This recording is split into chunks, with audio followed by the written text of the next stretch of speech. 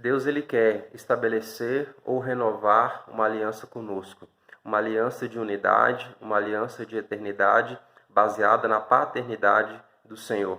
Como assim uma aliança de unidade? Porque o Senhor nos chama a sermos um com Ele, separados para Ele, um com Ele. E como assim eternidade? Uma aliança de eternidade? Sim, porque o que o Senhor tem para nós, inclusive já nesses dias, são coisas eternas, um foco na eternidade. A palavra fala em Eclesiastes que o Senhor colocou o anseio pela eternidade no coração do homem. Sim, a nossa eternidade já começou. Então, o que o Senhor tem para nós, em primeiro lugar, é uma aliança de unidade, de sermos um com Ele, e uma aliança de eternidade, vivemos para Ele, mas focados na nossa eternidade. E alianças baseadas na paternidade com o homem. E quando Deus estabelece uma aliança conosco, a primeira coisa que Ele faz é nos tirar da zona de conforto. Foi assim com Abraão. O Senhor chama Abraão: saia da tua terra, da terra da sua parentela, para um lugar que eu te mostrarei. O Senhor chamou Abraão para sair da zona de conforto dele, mas com uma perspectiva superior. É isso que o Senhor faz conosco. Quando o Senhor estabelece algo em nossa vida, quando o Senhor estabelece uma promessa, uma aliança em nossa vida, sim, Ele primeiro nos tira da zona de conforto, mas sim, sempre com foco, com uma perspectiva superior, algo maior. E muitas vezes em nossa vida, quando nós estamos naquele processo de aguardar que a aliança, que a promessa se cumpra em nossa vida, muitas vezes nós temos a mania de querer atropelar as coisas, de querer acelerar as coisas, dar de alguma forma aquele jeitinho, aquela contribuição, que eu chamo de contribuição inadequada do homem às promessas do Senhor. Foi assim também na vida de Abraão. O Senhor tinha dado uma palavra para ele, que o Senhor daria um filho para ele. Depois a gente entende que essa promessa foi cumprida de maneira perfeita, através do nascimento de Isaac. Mas Abraão tenta dar uma contribuição inadequada, acelerar, entre aspas, facilitar o processo. Ele tenta estabelecer o cumprimento dessa promessa através da vida de Ismael, juntamente, com uma relação com a sua serva. E Sara faz parte daquele negócio, mas não da maneira adequada. Então eles tentam dar uma contribuição inadequada ao Senhor. Muitas vezes nós não temos paciência para esperar. Muitas vezes o que nós temos que fazer é simplesmente aguardar que a promessa, que a aliança se cumpra em nossa vida.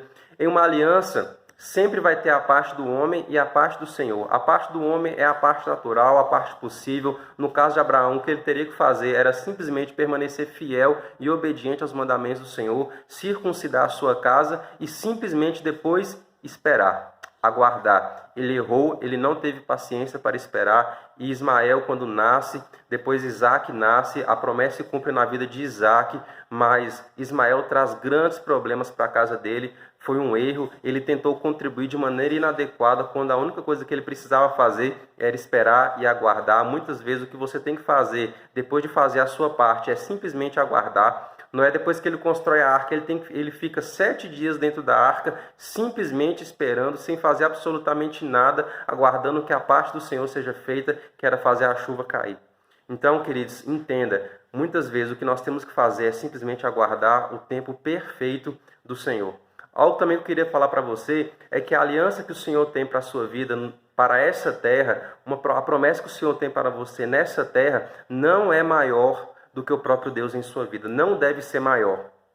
Por quê? Muitas vezes nós colocamos aquilo que o Senhor tem para a nossa vida, as promessas, os presentes, o que o Senhor tem para estabelecer em nossa vida como algo superior, ou colocamos na frente do próprio Deus. O Senhor nos alerta que isso não deve ser feito.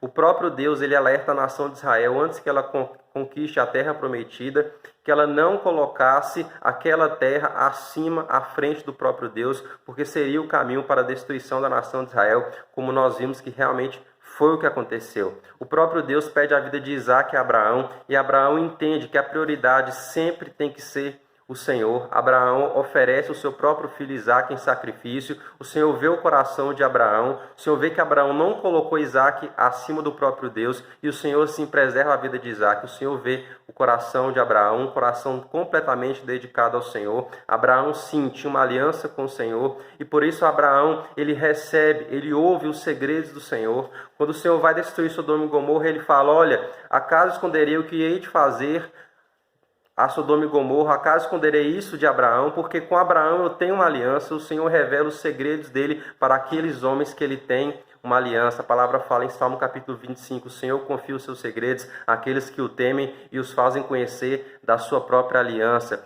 Então é importante que você entenda também que a aliança maior que o Senhor tem com o homem, com a humanidade, é a aliança de paternidade, a aliança de unidade, de eternidade baseada na sua paternidade, uma nova aliança com Deus, uma aliança de paternidade baseada no próprio Cristo, através do próprio Cristo. Então tenha esse entendimento na sua vida, saiba que o Senhor sim quer cumprir as alianças, as promessas do Senhor na sua vida, mas sempre com um foco maior na paternidade de Deus. Essa é a maior aliança que o Senhor tem para o homem. Amém, queridos? Que Deus te abençoe em nome de Jesus.